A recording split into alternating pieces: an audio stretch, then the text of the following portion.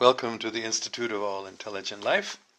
My name is Alan Kiesler, and we are continuing our class on extraterrestrial spirituality. We have been talking about understanding God. We're going to continue this topic with a little bit of a change. We're going to be talking about God in our hearts, rather than God in paradise. And I'm going to begin this by referring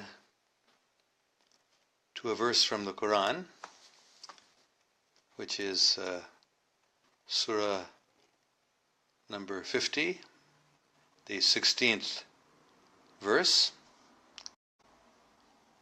And this is a translation, the Sahih International Translation. And we have already created man and know what his soul whispers to him, and we are closer to him than his jugular vein. So the jugular vein is this vein right here on the neck. So it means that God is right closer to us than we can understand. God is right in our hearts. God is right with us. Even though God is far, far away in his supreme abode, or seated on his throne in his paradise, he is also right with us. And Jesus Christ also said that the kingdom of God, or the kingdom of heaven, is within you. So we're just going to talk for a couple of minutes about this idea, and then I'm going to take comments. Today we're going to spend more time on comments and questions. So let me just begin, though, with a little bit talking about this idea, which actually is not an idea only because we can feel it. That is actually possible, that we can feel in our hearts the presence of God directly. So there are many, many different sources of this information. I've quoted a couple of human scriptural sources, earthly I should say, not human, but earthly scriptural sources. There are also extraterrestrial sources which talk about the presence of God in our heart. So, how should we understand this? Well, there are different ways to understand it, but one is just a very, very simple idea that God is omnipresent, God is everywhere, so therefore God is also in our heart. And if God is right within us, closer than our jugular vein, then we can communicate. In fact, the Urantia book explains that God is present in our hearts. It uses the word fragment, a fragment of God, but since God is infinite, even a fragment of God is infinite, so God is actually present as a thought adjuster or mystery monitor. These are a couple of the words that the Urantia book uses. So this reality in our hearts, which is God, is meant to give us guidance, teaches us the thoughts, or gives us thoughts. So we experience this reality as conscience, we sometimes call it. It is an inner guidance that we get.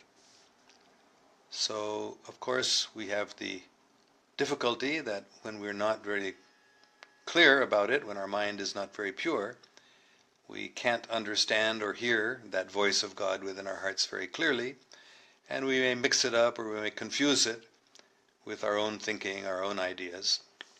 But nevertheless, this reality is there within us, giving us guidance. So the idea that God is present within our heart is nothing new. And it's very, very important, because this is really the being or the reality within our heart who is our constant companion and who is our guide, is always helping us understand the right thing to do, the right way to go, and helping us in our long journey back to God in paradise. So that's about all I wanted to say at this time. Let me just give an example or two to help us understand how this is possible. One example that's given is the example of the sun in the sky, and the sun reflected in many pools of water, or reservoirs of water, or even a jug of water. So the one God is in the sky, the sun, and the other God is within our hearts, within a reflected body of water, like the sun being reflected in a body of water. So this is just one example, because that sun in the sky and this sun in the body of water are one and the same sun. But one is divided into many parts, you might say. Wherever there's a body of water, that sun may be reflected in it. So similarly, God is one, but God is present everywhere within each one of our hearts. So that's just one example to help us understand this idea. All right, let me see if we have any comments or questions here. We just have some salam, sir, from Ali Gilani, and others are saying hello. Rafiya Latif says, great topic. This is a very important topic for us to understand, that yes, God is present in our hearts, and we can actually feel, we can actually sense that presence directly, just as we can sense our own existence, that is, our own spiritual existence, our own existence as consciousness or an awareness which is separate from the body. So similarly, with a little reflection, we can actually directly feel, experience the presence of some superior consciousness which is giving us guidance and helping us. All right. Kaisa hai aap? Abdul Arat Ore is asking in Urdu, how am I? So, main theek hu, I'm fine, but I'm not going to speak in Urdu in this class, but I will give a class, or a chat I should say, in Urdu. Let's see, today is Thursday evening in America, Friday morning in Pakistan, so that will be Saturday morning in America, Saturday evening in Pakistan. So 9 p.m. Saturday in Pakistan, which will be 8 a.m. Saturday in California. तो मैं अभी उर्दू में बात नहीं करूँगा, लेकिन शनिचर को शाम को 9 बजे आप सुन सकेंगे उर्दू में. Saad Tiwana, have a gratifying day ahead. Thank you very much, although it's the evening here now, but I'll take it for tomorrow. In fact, I can say Juma Mubarak to everyone in Pakistan and on that side of the world where it's already Friday morning. Let's just see if there are any other questions. Saad bin Zafar says, speak in Urdu so all the followers can understand. As I just explained, I will be speaking in Urdu tomorrow evening in Pakistan, Saturday evening, and Saturday morning in USA, in California. Okay. Yasir Zubair, friends should try to speak in Urdu. Do not understand English. The third person making this comment. तो फिक्र नहीं करो, मैं शनिचर को शाम को 9 बजे Pakistani time, जो यहाँ सुबह 8 बजे है कैलिफोर्निया में, मैं उर्दू में चैट करूँगा. और जो बात मैं अभी बता रहा हूँ, मैं वो भी उर्दू में ही बताऊँगा. I was just telling in Urdu that I will do that class on Saturday. अच्छा. वाह मिक आसिफ, रात हो रही है, सो जाएं. LOL, laugh out loud. He's saying, it's night time there, go to sleep. I will soon, but not yet. Akif Baloch, please sir, have 2 days of class for English learners. My purpose is not to teach people English. I will give a class in English and I will give a chat in Urdu. 2 classes a week in English, a chat in Urdu. And you can listen to both classes and learn a little Urdu or English that way if you want. But all right, Rafia Latif. Sir, sure, there are moments in daily life I come across the feeling that Allah subhanahu wa ta'ala is directly helping and guiding me. Such a fulfilling feeling. Yes. Thank you very, very much. Actually, everyone can feel this, but many people do not. So we're fortunate if we can, because many people don't have this awareness. But it is certainly true that Allah, in the form of the super soul, in the form of God within our heart, in the form of the mystery monitor, is with us and is guiding us and is helping us. So sometimes we can feel that directly, and that is a very fulfilling feeling. Thank you very, very much. I like that comment. Thank you. All right, Syed Haider Ali Sahib says, Salam Alan sir, what are your views on American comedian Jim Carrey, who got into mysticism and people have started to call him crazy? Well, I don't know much about him, but I do know that in America many people are crazy because they think that spirituality is not real. That's crazy. Mysticism, I don't know about Jim Carrey's type of mysticism, but there are certainly people who think they're mystics who are crazy.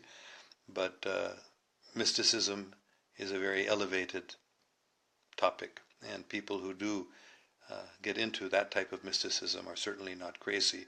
People who think they're crazy. The people who think that mystics are crazy simply because they don't understand. There is a lot of scientific evidence for the reality of mysticism, which can mean several different things. So I'm sorry to hear that Jim Carrey is being called crazy by people just because he's gotten into mysticism. But I'm sorry, I don't know enough about him to comment on it. Haris Hassan, sir, how can a person keep himself motivated after a failure? Well, I'm hoping to get comments and questions about this class, as we did get a very nice comment from Rafia Latif about this class. So this is not exactly related to this class, but I can try to relate it to the class. How can a person keep himself motivated after a failure? Well, meditate, reflect, pray, and feel the presence of God in your heart. That is what we're talking about, that there actually is the infinite, all-powerful super-consciousness. God is super-consciousness, conscious of everything, everywhere. Just like we are each individually conscious of our body. I am conscious of my stomach and of my head, and if I have a stomach ache or headache, I can feel it and you don't. So everyone is conscious of their own body. So just as my consciousness penetrates from my toes up to the top of my head, God's consciousness pervades everywhere. So that's something we can reflect on. And therefore, God is also present within our hearts. And especially if we've had a failure or we've had a very difficult, traumatic experience and we have no hope, we can get motivated by feeling the presence of God, feeling the presence of a guide who will give us perfect guidance. And it's said that the spiritual guide, the spiritual teacher, is both within us and outside of us. So the spiritual guide within us is this mystery monitor, this super soul who is within us and is guiding us from within. And also, especially when we are not able to hear that inner guide very clearly or very well or very faithfully or very steadily, then that inner guide or God arranges for us to meet an outer guide, a spiritual teacher. So, but They are the same. They are both. If the spiritual guide is qualified, that spiritual guide will give us the same guidance from the outside that God in our heart is giving us from the inside. So we require that sort of help. When we're in a lot of difficulty, a spiritual guide, a spiritual master or teacher can help us by encouraging us, don't worry. Failure can be the root of success also, that it's actually true. And if we don't ever try, we're never going to fail maybe, but we won't succeed either. And the best way to succeed is to go for it, and if we fail, we learn lessons. So we should never think of failure as a setback. We should think of failure as an opportunity to learn. So with that sort of guidance coming either from within our hearts, we can feel that, or from a guide outside, we can keep ourselves motivated. And there are many, many other things I could say. Just keep in mind that some of the greatest successes in history have been people who have failed again and again and learned from their failures. So it's nothing to be afraid of to fail. It's nothing to be ashamed of. All right, Sohail Faruqi asks, Sir, what is the best time for meditation? Again, this is not really what our class about is today, but every time is good for meditation. I personally have heard, and I also have experienced myself, that the best time for meditation is early in the morning, before sunrise. Just because it's quiet and there's not a lot of noise and a lot of mental disturbance. So that's a very, very good practice, is to get up early in the morning, an hour before sunrise if possible, and take a bath or wash the face and hands and feet and sit down quietly. That's very, very, in my experience, the best time of day. It's also good late at night, after things quiet down, and different times, any time actually one can meditate. But the early morning, the night and early morning is a time when you're least disturbed usually by external influences and sounds, and even the mind becomes more peaceful. All right, Aman Sarwar. Due to living around too much technology and scientific beliefs, my mind isn't able to absorb it sometimes. Different thoughts and questions keep coming. That is sin and kufr to think. I'm going to try to understand exactly what you're saying. But due to living around too much technology and scientific beliefs, my mind isn't able to absorb it sometimes. Yes, that's true. That can be true, not necessarily true. But we can be distracted from feeling our own hearts, feeling our own direct connection with God in our hearts when we're around too many external mechanical or technological devices. Modern civilization is full of people rushing here and there, often using scientific or technological devices. So yes, that is correct. That can certainly happen and does happen a lot. Different thoughts and questions keep coming. That is sin and kufr to think. Now I can understand this in one of two different ways, but I think what you mean is that this idea comes to you that it is sinful to think, or maybe to reason is what you mean, and rather we shouldn't think. This is an idea that sometimes has been common in religion, that religious people sometimes think you shouldn't. You should just accept whatever you're told by a spiritual or religious authority, and you shouldn't think too much about it. You should, and it's sinful to think about it. There certainly is a problem if we think too much. We can easily think too much about things, but I don't think there's any sin in trying to understand, if that's what you mean by thinking. Certainly it's not sinful to try to understand truth, especially spiritual truth. We have to at the same time understand our limitations, but understand our powers or strengths also. We do have the ability to understand, but the way we understand is not by figuring it out, trying to think too much about it to figure it out, but by meditation, by reflection. We can often understand the truth much better simply by reflecting, by meditating, by praying, by calming ourselves down, perhaps by taking a deep breath. And then we can by trying to figure something out. So I wouldn't call it a sin to think, although if one thinks and thinks and thinks too much, then it certainly is a waste of time and can lead one in a wrong direction. But I don't accept the idea that we should just blindly, whatever we're told, we should accept that. No, we should always try to understand by our own powers, our own rational powers, without getting too much into thinking and worrying about it, but with our own intuitive powers. That is God in our heart. We'll bring it back to the topic of this class. There is a source of understanding, and that is God in our heart. That is our own intuition, you might say, our own connection with a higher consciousness within us. Super soul is another word that's used. So definitely, I would like to stress that, since trying to relate this question to our class again. It's certainly not a sin. In fact, it's the very best thing to do is to reflect and calm ourselves down and pray, and then we can actually directly get guidance from God in our heart.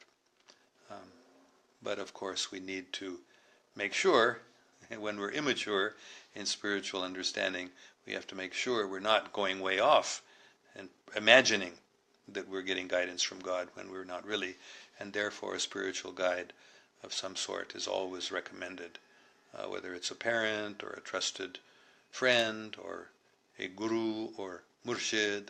There is absolutely necessary for immature people especially to have someone to guide us, to make sure that we're not misunderstanding, not thinking too much, trying to figure out something too much, and imagining what is God in our heart telling us to do. All right, that was a pretty long answer. Okay. We have Syed Hyder Ali again talking about Jim Carrey. Sir, check him out. Maybe it's beneficial if you contact him. He's being called crazy because he has started to challenge the reality, the way the world perceives it. He has also grown a beard and mostly stays alone now. Well, it's very good to challenge reality the way the world perceives it, because the world has a very widespread misconception about the world, about reality. So if Jim Carrey is challenging this common perception of the world that the world has, it needs to be challenged. We're all challenging it. Anybody who's on a true spiritual path, whatever their background, whatever their religion, whatever their nation, whatever their race, everyone who is heading towards truth certainly is challenging the so-called reality that the modern world is presenting to us in our educational systems, in our mass media especially. It's a big illusion. Actually, reality is not at all what we think of it as, especially in the scientific understanding of atoms as being little balls and matter being something solid and real. Actually, we know even from science that matter is mostly space. It's mostly empty space. So we don't perceive it that way. Something solid like a rock we think is solid. It's almost all empty space. So yes, the way we perceive reality in modern science and in modern educational systems, the way we're taught, that's not correct. So Jim Carrey, if he's challenging that, he's doing something good and he's not crazy. Okay, so Hail Farouk, sir, it is very difficult to find a true spiritual teacher in these times. Mostly are not deep and others are liars. Yes, unfortunately, that's very, very true. Because people have a sense that they need a spiritual teacher or a guide, and they're willing to usually give money to such a person. Then there are some people who say, oh, that's a good business. Let me pose myself as a spiritual guide by wearing, according to religious teachings, there may be a certain way to dress or a certain way to cut one's hair or beard or a certain way to act, a certain way to pray that somebody thinks is the sign of a spiritual master or spiritual teacher. And so people who are not qualified, they take that sort of role and mislead many people, and they're actually liars, like you said. They're not very deep, yes. So, but we are told, and again, I found this in every tradition, every faith, every country in the world, they have this understanding that when you are ready, when you are sincere, and you want to know the truth, and you're willing to accept the truth, even though it's something different than what you have thought before. When you're ready in that way, then your spiritual guide or spiritual teacher will become available to you. So, but yes, it's a very dangerous time we're living in, very difficult to get a true guide when there's so much misinformation, spiritual so-called information, misinformation being taught by spiritual teachers, so-called spiritual teachers. Thank you. Okay, Rafi Latif, there are human weaknesses that are a constant hurdle in attaining qurb of Allah. Please enlighten us how to overcome these weaknesses to clean our hearts for Allah only. Okay, well this is a huge question because there are many, many different human weaknesses that we confront. How can we overcome them? Well, the answer I always give to this sort of question, the best way is by meditation, by prayer and meditation, cleansing the heart, and especially the prayer that I always practice myself and always recommend is just chanting names of God. Or the other method I recommend is deep breathing. Just sit down in a comfortable position, take a deep breath, hold it very, very slowly, breathe in, and then very, very slowly let it out. And that becomes the meditation. You just meditate on your breath. You focus your concentration and your awareness on your breath. And that sort of meditation is very, very helpful. And in my experience, even more effective, more helpful than that, or along with that, actually, doing the two together is what I like the best, is chanting names of God. Whatever name of God, it doesn't matter. But they must be names of Allah, names of the Supreme God, a real name of God, because sometimes unqualified people want you to chant their names in order that they can get power over you, and they pretend it's the name of God. So we must be careful, get bona fide, genuine names of God that have been revealed, taught by qualified spiritual masters, and then we can use them in different ways. One is to silently repeat them, one is to speak them, which is actually easier, often recommended, especially for beginners, to speak out loud either names of God or a prayer, a scriptural prayer especially. That is a very, very powerful way of overcoming human weaknesses. Just repeating any names of God with feeling, not just like a parrot. In other words, that is also a danger, which happens that when we have a practice of meditating by chanting the name of God, it can become mechanical. So when I say chanting the name of God, it must be with feeling, with deep, with praying from the core of the heart, begging, really. Praying for guidance and begging God. In other words, not just Allah, Allah, Allah, Allah, Allah, Allah, Allah, oh my God, praying from the core of the heart. That is the best way, in my experience, to quickly overcome human weaknesses. All right. Let's see. Sohail Faruqi. Yes, it is mentioned in Quran, Surah Nur, that God is light, Nur of heavens and earth, and Nur, our soul, present in our hearts. Also, it is emphasizes in Quran to get tazkiyah nafs, to a live heart or getting purity. It is actual and foremost duty of a man to be a Muslim. Yes, so I like this statement very much, that God is the light of the heavens and earth, and also light present in our hearts. So God certainly is present within our hearts. That's what our whole class today is about, as a guiding light. And God is literally present in our heart, like you say, and God is also outside of our heart, the light of the heavens. All light that we see with our eyes is really coming from the light of the sun, which is coming from another source. So when we talk about spiritual light, we can write it with a capital L. That light is the light of the heavens, and that light is God, or is an aspect of God. All right.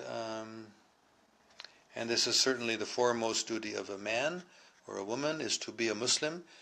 By Muslim, that means to connect with, to surrender to the guidance of God within our heart, and the guidance of God coming from external sources also, spiritual guide or scripture. That is really, yes, I like that statement very much. Thank you. We have another comment from Aman Sarwar. Let me put it this way, my beliefs aren't strong enough. A part of me wants to accept it, but some part of me reject it. I asked the same question to someone. He said, you shouldn't question the unseen. That's where belief actually starts. Okay, well, again, I can see this in two different ways.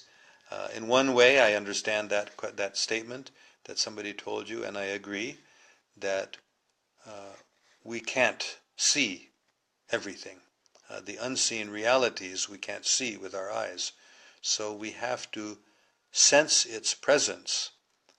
For example, God in our heart. We can't even see ourselves. Ourselves means, of course, our spiritual reality, not our body. We can see our body, but we don't see ourselves. We don't see love. We don't see justice. We don't see truth. These are things that are realities, but we don't see them. So similarly, the soul or God, we don't see them. So we can't question something and deny its existence just because we don't see it. So in that sense, we have to start our belief from that idea that something does exist even though we can't see it.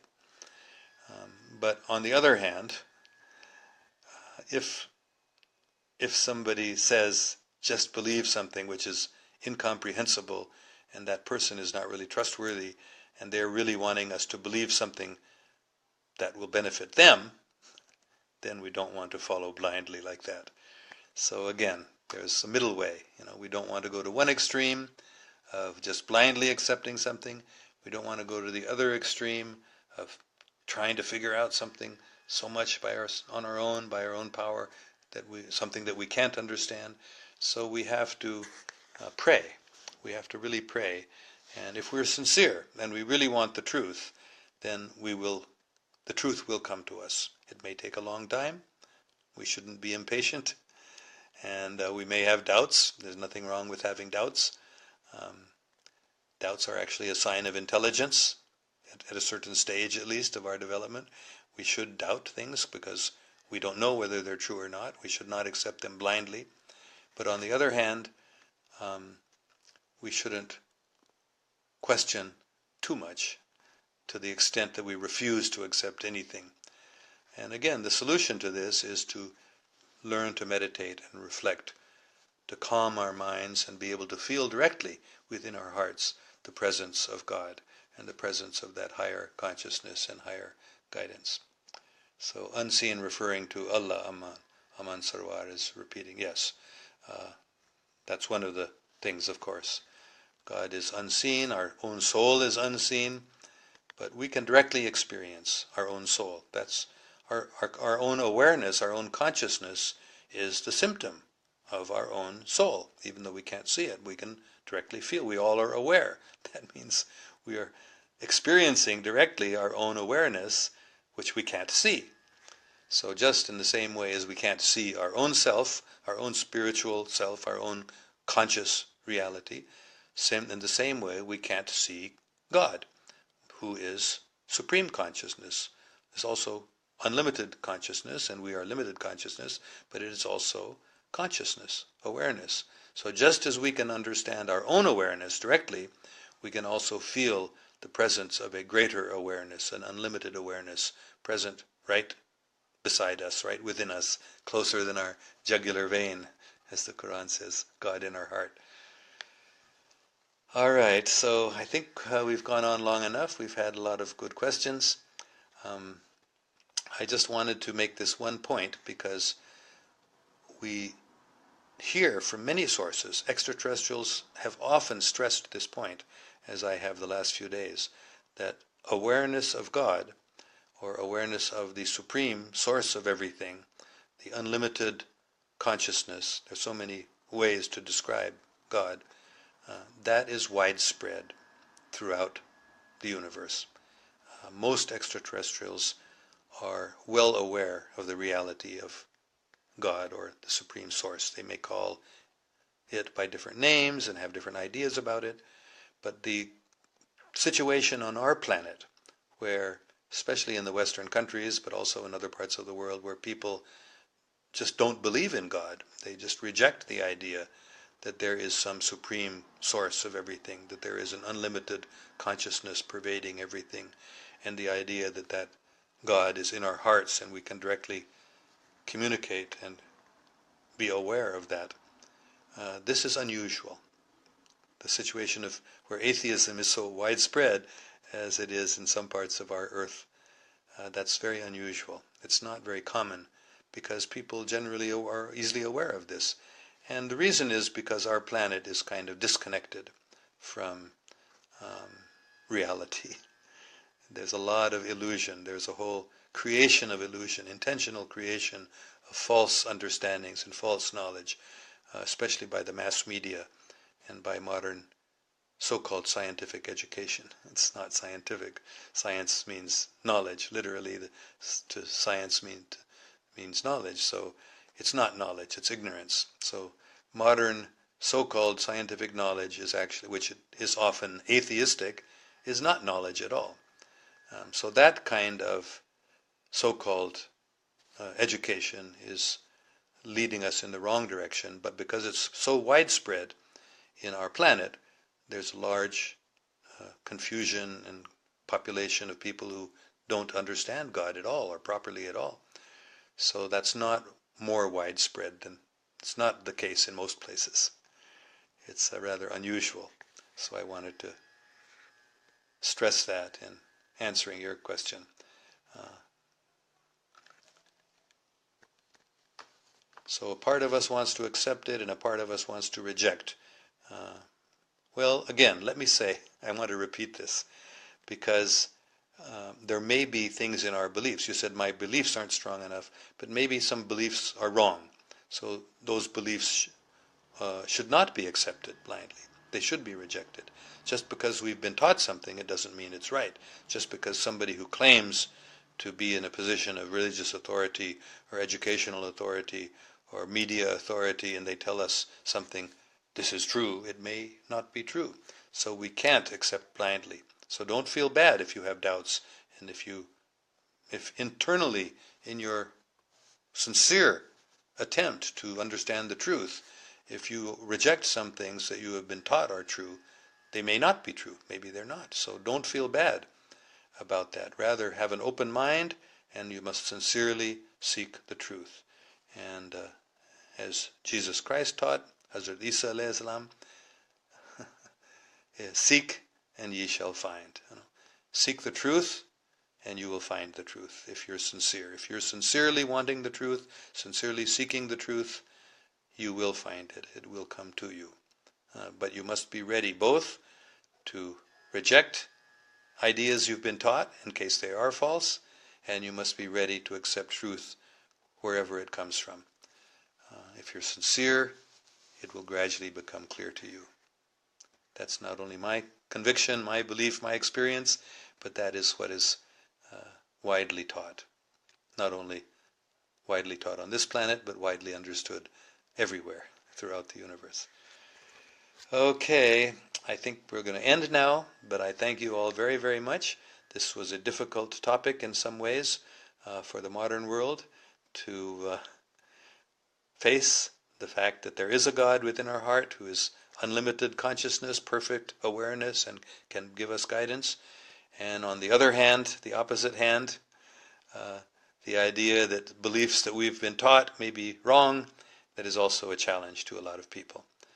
Whatever my parents taught me, whatever my teachers taught me, whatever my religious leaders taught me, that must be true.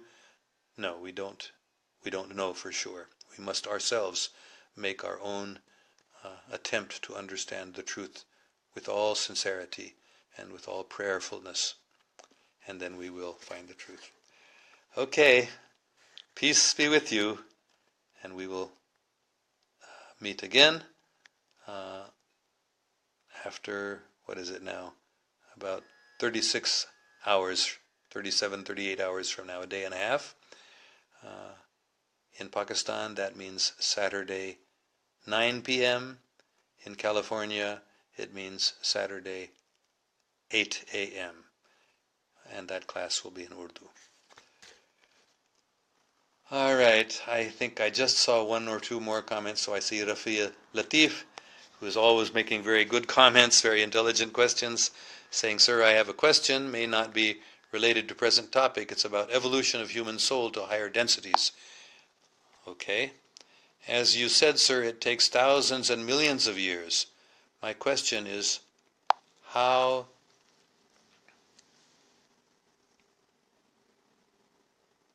this time frame was reduced to only a few years in case of Umar bin Khattab anhu, who was a non-believer to start with, but within a few years he became so spiritually elevated that he became one of the Ashra Mubashra and Khalifa ul-Muslimin. Well, there are a variety of explanations.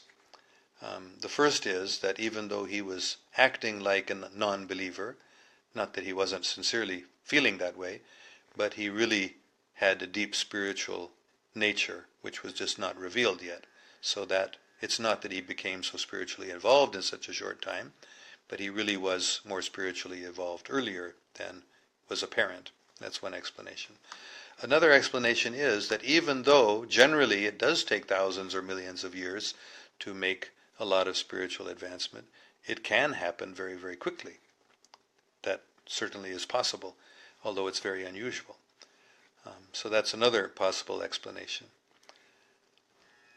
And we could suggest others, but usually it does take a long, long period of time for the human soul to gradually come to higher and higher levels of awareness. It's a long path back to God from our beginnings. I hope that answers your question. Now Muhammad Umar Suleiman has also got a question here. Is that possible we can talk in live chat or chat in inbox? I send messages in inbox, but I did not get any answer. But yesterday I got answer of one of my comment, so please answer me via chat in inbox. Thanks. Okay. I'm just trying to understand. Answer me via chat in inbox. I don't understand what this means. Chat in inbox. What is this inbox? Anyway, I won't